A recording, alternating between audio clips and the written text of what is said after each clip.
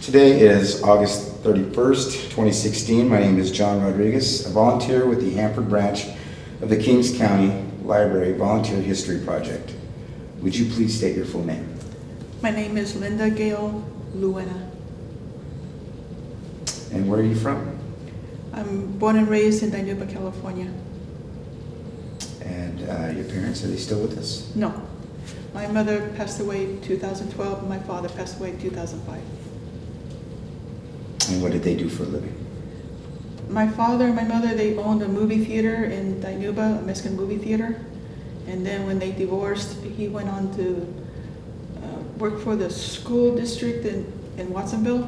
Mm-hmm. He worked with the migrant workers or the kids of migrant workers. And my mother stayed with the theater business until 1978 when she retired. And she moved to Hollister and helped my aunt run her theater. Oh.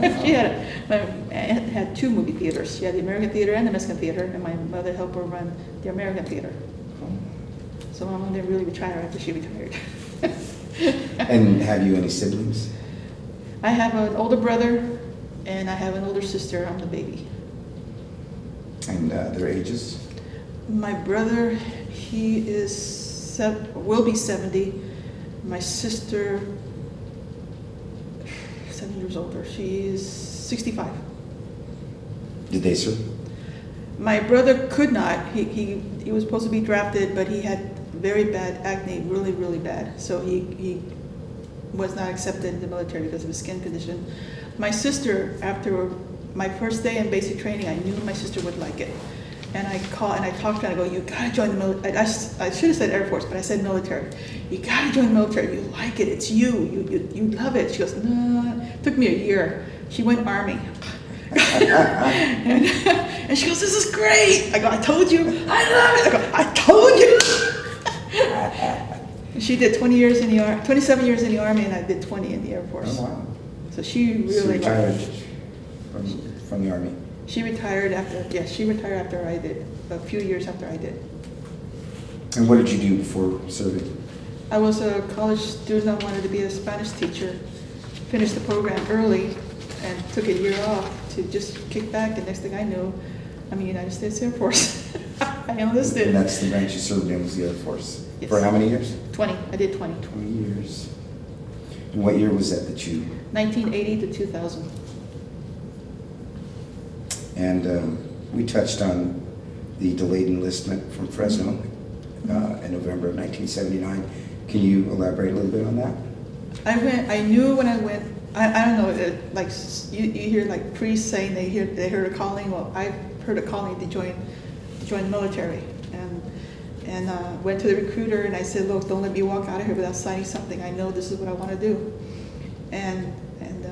but I didn't want to go right away because the holidays were coming up. So they said, well, you can go delayed enlistment. So I raised my hand around about Thanksgiving, and I didn't go in until April. You can take up to 6 months to go in.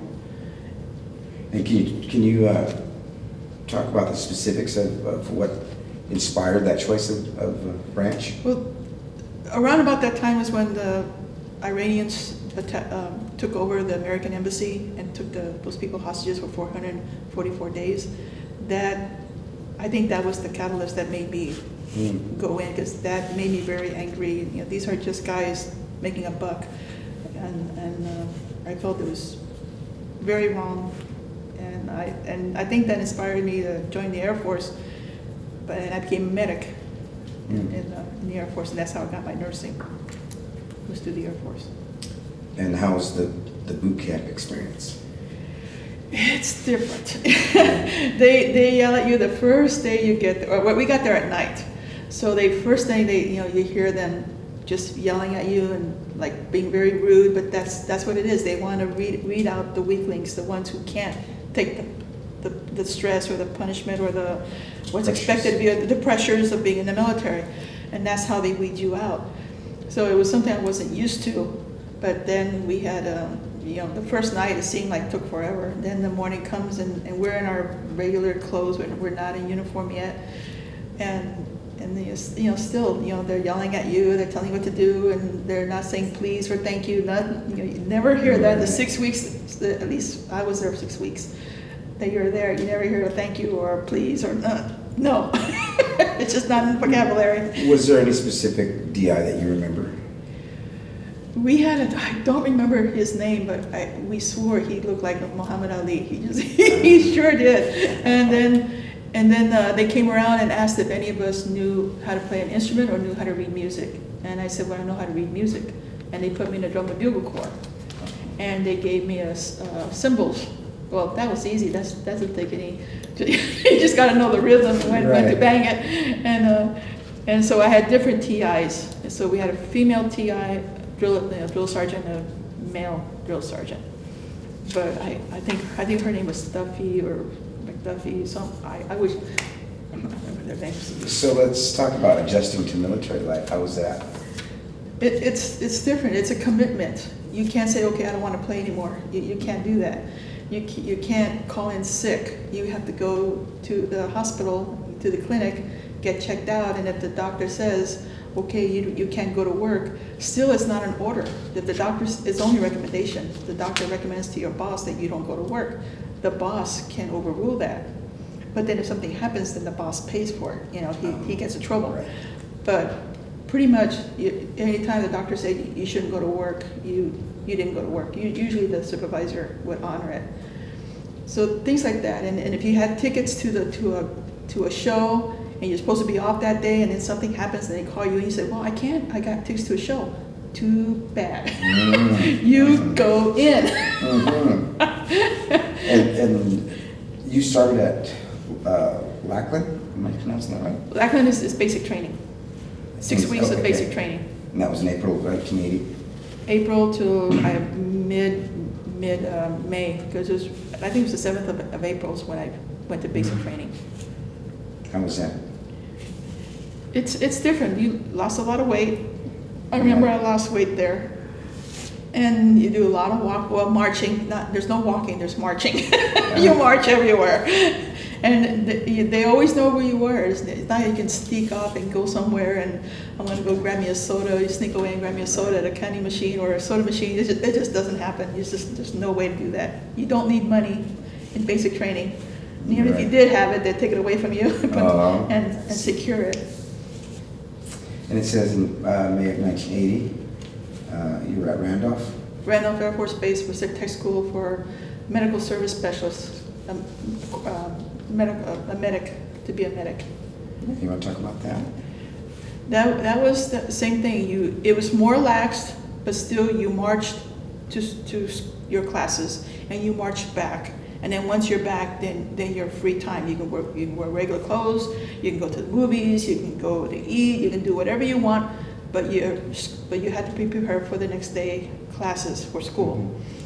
So it was more relaxed, but you still marched to class and marched back with your class.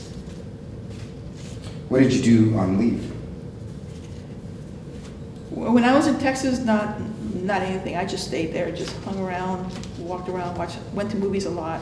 I grew up watching movies, so it was natural to just go to movies every chance I got. But once I came back to California, I got stationed at Travis. Whenever I had time off or vacation, I would go visit my family because they were nearby. They were 2.5 hours away. And how did you stay in contact with them? Oh, I still write letters. I wrote lots of letters. And my then boyfriend, now husband, he would write to me often and drew pictures on the envelopes. And it was cool. I could see right away, oh, that's mine, because it's got a picture on the envelope. A great boost to morale, I bet. It was a great morale booster to me. And he was an artist, he is an artist, so he drew on all the envelopes, and it was great.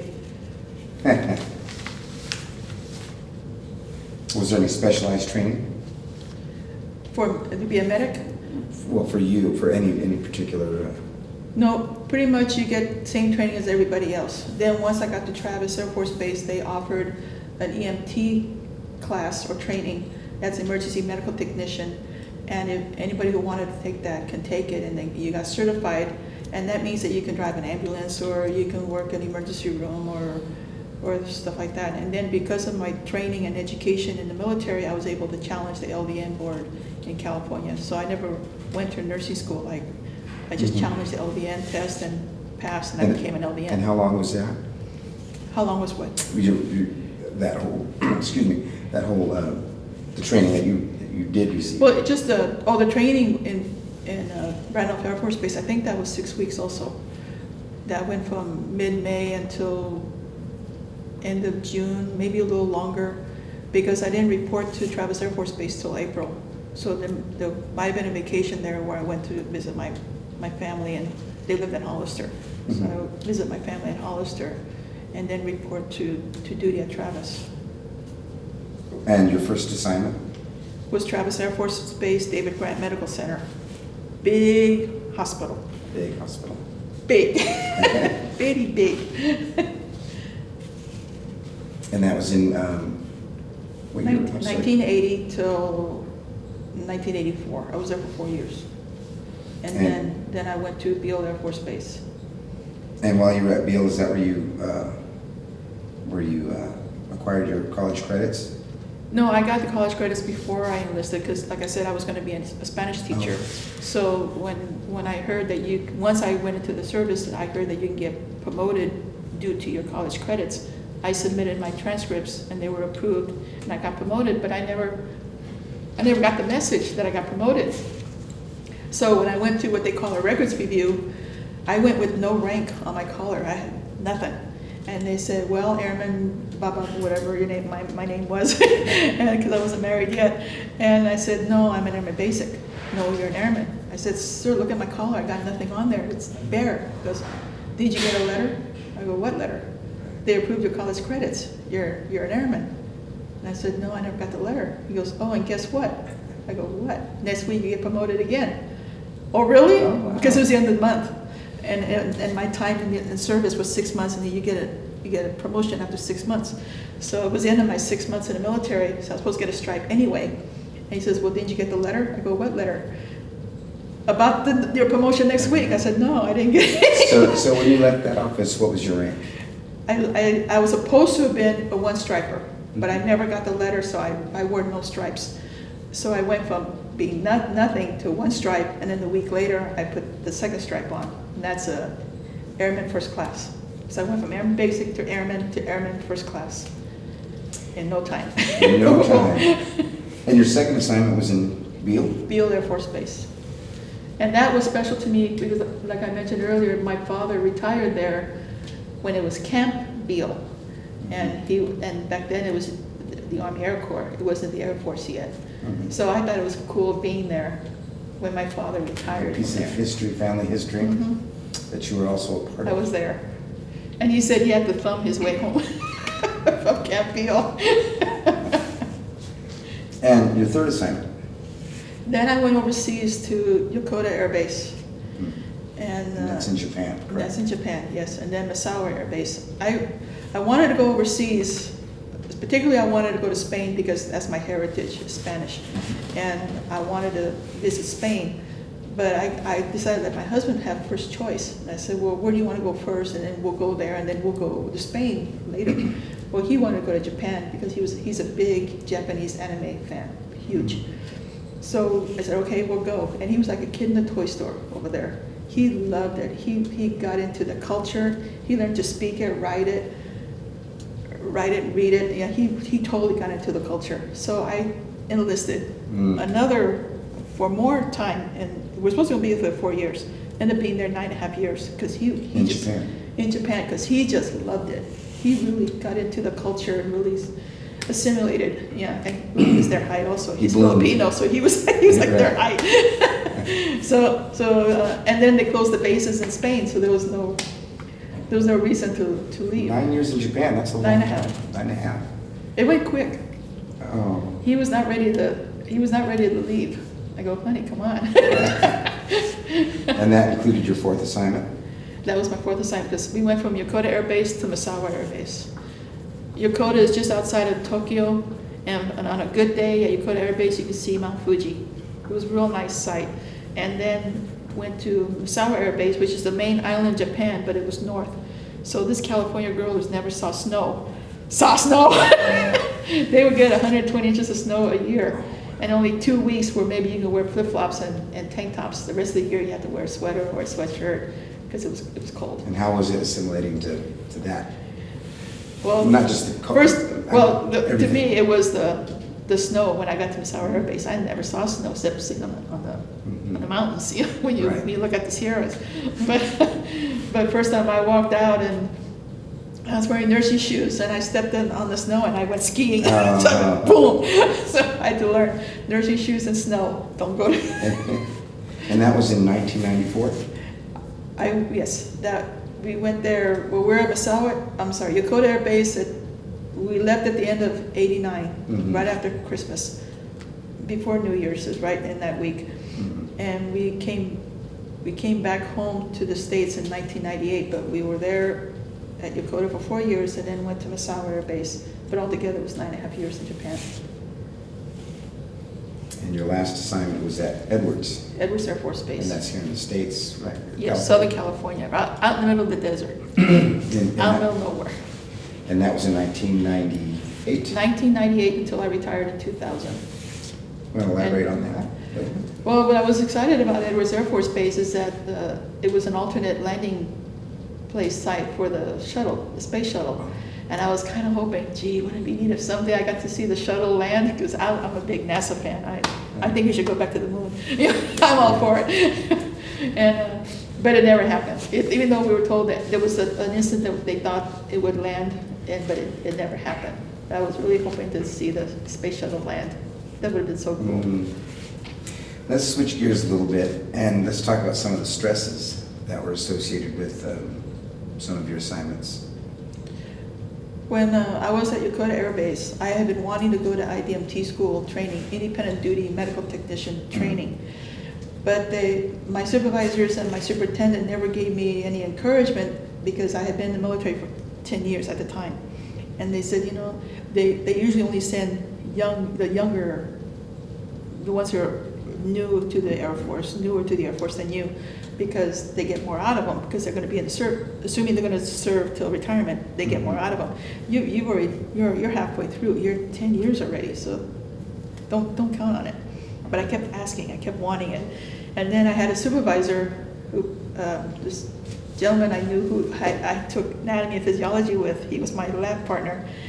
A year later, he became my supervisor, and he was an IDMT. And when he heard I wanted to go, next thing I knew, I was going. I don't know if he had anything to do with it. I never asked him, but it seems funny that I wasn't getting any encouragement. Then he becomes my supervisor, and I'm on my way to IDMT school. So I think he had something to do with it. And that was a very stressful training, because IDMT school is same thing as physician's assistant training, whereas PAs get 2 years to do it. We had to do it in 50 days. So it's 2 years worth of what they do, crunched down to 50 days, and it's very stressful. You're supposed to have months' notice to prepare for the school, because it's very hard, very hardcore. I had only a week notice, so I went cold turkey. And my superintendent says, you know, if you fail, don't sweat it. You know, this is really hard. You're going cold turkey. You didn't get a chance to prepare. So there's no disgrace if you fail. But I was determined to pass, and I passed. But my brain was clay when I finished. How would you say that those experiences, excuse me, impacted your life? I was stronger than I thought I was. I really didn't think I was going to pass IDMT training. I really didn't. But I passed it, and I was impressed. I was impressed with myself that I did really good in the beginning. I was scoring 100%, then in the high 90s, and then my score started going down, but I was still passing. And so I was impressed at what I was able to do with little preparation and going through this really hardcore information, 8 hours of lecture every day, and your hands are cramped from writing notes. You learn to paraphrase, you know, because you just can't keep up with the instructors. So Then you learn to adapt, and you had to learn, you had to adapt and try to retain all that information they give you. now was that prior to NCO school? NCO, they sent me to 2 different trainings that had to do with being an NCO, and I can't remember the names of both of them. But one was, they sent me to Texas, Randolph Air Force Base for that. And that I think had to do mostly with like how to schedule people. They give you a scenario of this is who are your who are working for you, how would you schedule them? How would you take care of these kind of problems? How would you know? And then the other training they sent me when I was stationed at Massawa was another NCO types training, and that had to do with more of being an NCO, not being a boss of a unit or something. It was more about being an NCO, and you learn about history, and you learn about policies and procedures, and marching, and things that you need to be as an NCO of the Air Force instead of an NCO of the unit. And that was Misawa, Air Base in Japan, yes. And you attended Yokota as well. Right? Yokota Air Base before Misawa, yes. And that was independent duty medical? When I was at Yokota is when they sent me to IDMT school. And we got there around Halloween, and we graduated the week of Martin Luther King's birthday, that week. It was really hardcore, really, really intense. And in 1995, it says you were temporary duty to Vietnam looking for MIAs. Because of that training I had as an IDMT, they would send you to remote places where you're it. There's no doctor, there's no nurse, there's no hospital, there's no pharmacy, there's no ambulance. You're it and whatever you can carry. Some places are not like that, but some places are like that. And that's where they first sent me, was to Vietnam, where everything I had was in my foot locker. Whatever I could carry was in my backpack, which was like 80 pounds, carrying that thing. And so they sent me first to Hawaii to meet your group, to meet your team, to gather your equipment, what you're gonna need. Then we went to Thailand, where the embassy prepared our papers and whatever we needed to get into Vietnam, and passport and whatever. I already had a passport, but to get things ready so you can get into Vietnam. And there you go to a site that's already been investigated already. Because first they send an investigation team, and then if they feel it worthy, then they send a digging team. I was on the digging team. So we were in Quang Binh, if I remember correctly, and you can still see the scars from the war. And the war was, 60s, 70s, and I'm there in 1995, some 20 more years later, and you can still see the craters of the bombs that landed there, and some buildings that were never repaired. And only once did I meet any kind of animosity. Other than that, the Vietnamese people were very nice, very polite, curious about Americans, but only once did I see any animosity, and the guy flipped his finger at me just once. Other than that, it was a very positive experience, and something I really enjoyed, looking for a F4 that went down, and a co-pilot. We never found them, but we found the pilot's ring that he wore when he went down, and when he went to, I think he went to Annapolis, and you can still see the inscription of his name in there. And then we found the stone that went to that like 2 days later, and the stone was unblemished, no cracks, no scratches on it, no abrasions. It was a perfect stone. And so we were able to get something to give to the family. Eventually, the family would get it. And we would find pieces of cloth that could have been from his flight suit. We found pieces of leather or rubber that could have come from his boot. It could have, but we never found them. And so we were very excited, and our site ended up being highly profiled because the daughter of the pilot grew up to be a CBS reporter. And she was doing a story about MIAs. Wow. And she mentioned her father. And so that week that we found the ring, her report was being aired on CBS, called Eye to Eye, I think Connie Chung, Eye to Eye. And so this reporter is talking about her father and about the MIAs and how we look for MIAs and the investigative team and the digging team and everything. And then she says, oh, and by the way, they found my father's ring. And I go, that's us, we're the they. 5 seconds of fame. To be proud of. We were very proud of that. And that was in 1995 and 1997. And in 97, they sent me again.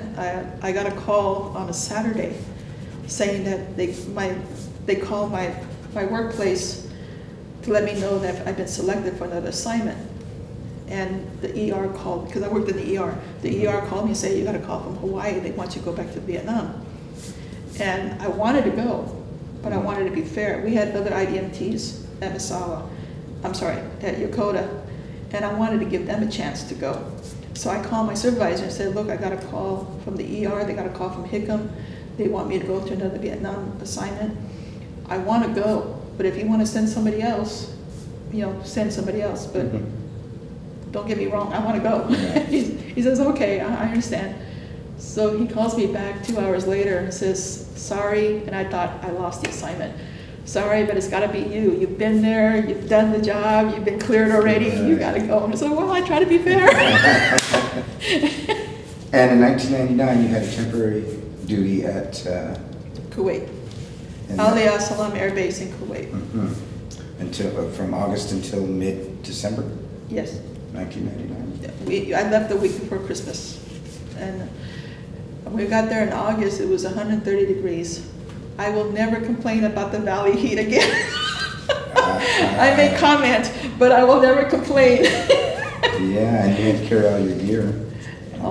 Perform your duties, and I did not think 130 degrees was possible, but you'd be surprised what you can do when you're in the military. You learn what you can do when you have to. As a civilian, you may think, oh, I'm not going to go, I'm not going to do it, but when you're in the military and they tell you you go, you got to go and you survive. Absolutely. Absolutely. Let's talk about your military friendships. Did you make quite a few A lot of friends, and only a handful do I still have contact with. A lot of good friends that I lost contact with, especially the ones in Japan. A lot of those friends, I wish I knew where they were and what they're doing. But like I said, just a handful I still have in contact with.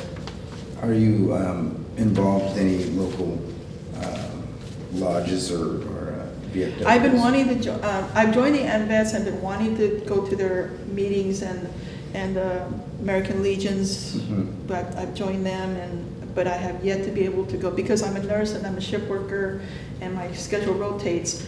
It seems like every time they have a meeting, I can't go. So even though I'm a member, I pay my dues, I never get to go to those meetings. So you're not involved in any sort of ceremonies, parades, or anything like that? No, I haven't. No. Not yet. Not yet. Not while I'm a ship worker. Any medals or citations? I have 10 medals, and I can't remember them all, but I That's tried. impressive. 10. Yeah, I got an achievement medal because when I was in Vietnam, we would carpool. We had, or a caravan actually, maybe 4 or 5 vans that would take us to the site. And one Vietnamese driver would go that way, one go that way, one went up, but we'd all end up in the same place. But they all each had their own route. And when we got halfway to our site, there was a train that was stopped. And I thought, oh, we're going to be here forever. And then these Vietnamese villagers were looking down the train tracks.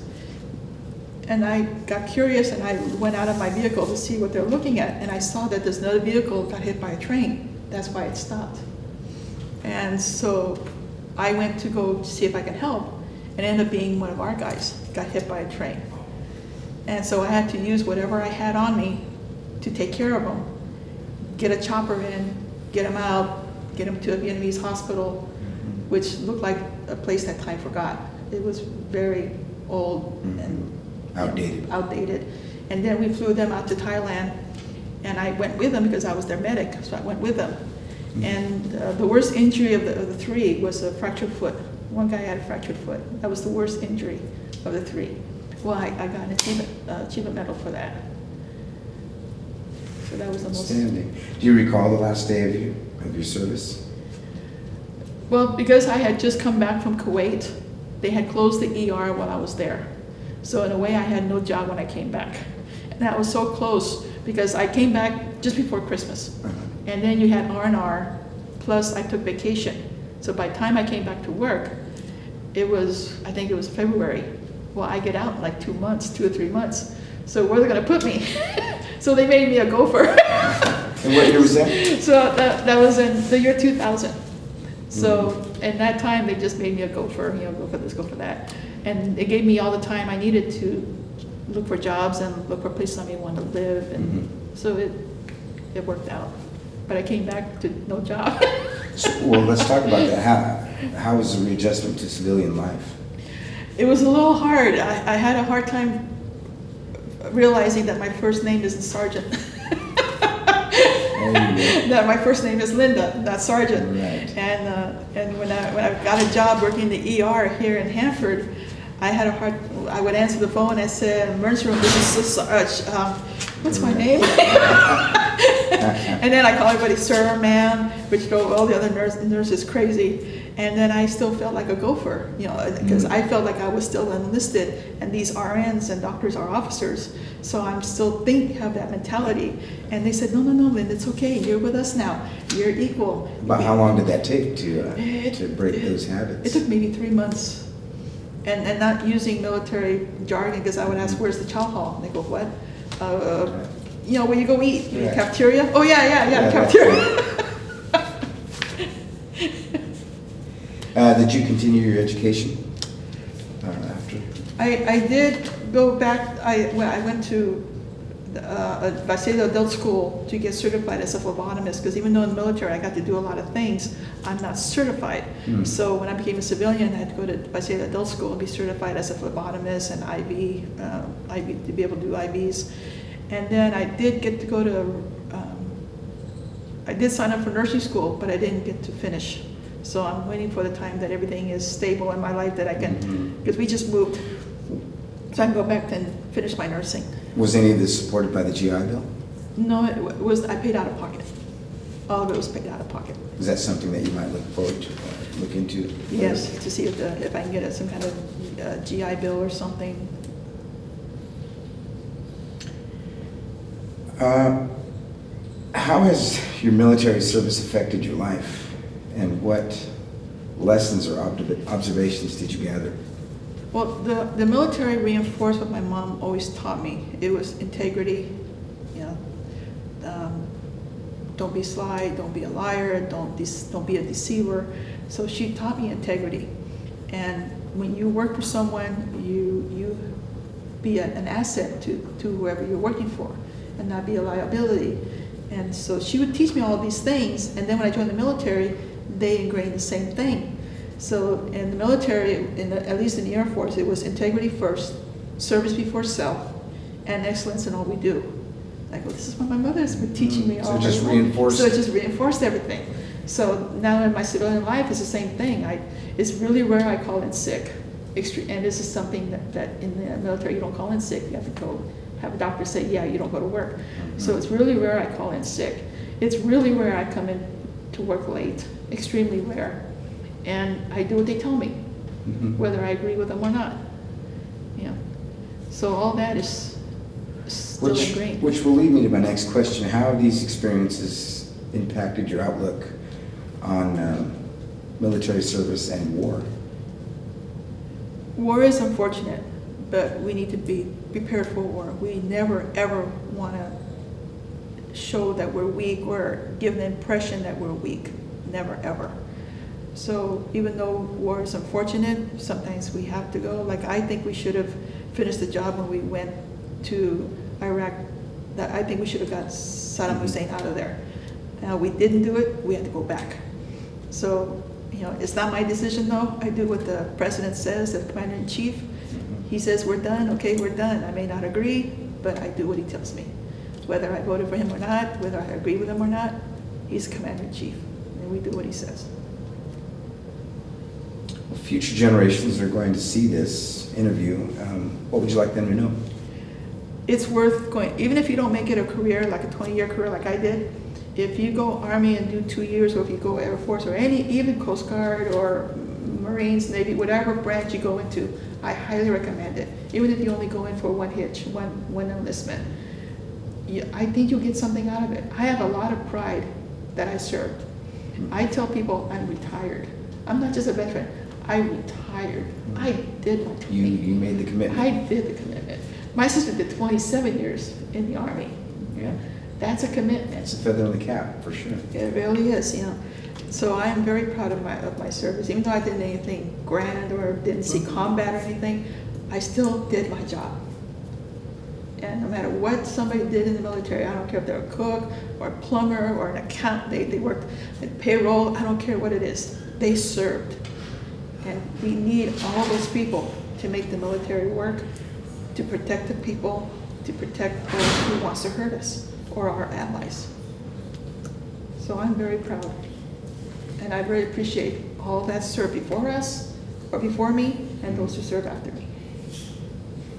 Outstanding. Is there anything else you'd like to add? Thank you for the opportunity. Oh. And the water. I haven't drank it yet, but thank you for the water. Well, Sergeant?